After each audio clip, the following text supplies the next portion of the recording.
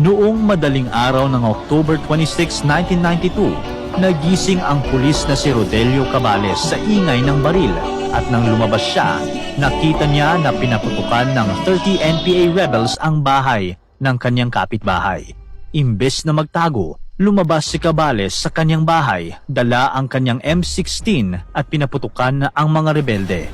Nang siya na ang sinugod, napilitan siyang umatras sa kanyang bahay at doon siya lumaban.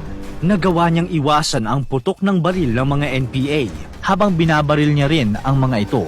Habang nasa labanan, nasa gilid niya lang ang kanyang asawa na nagbibigay sa kanya ng mga bala.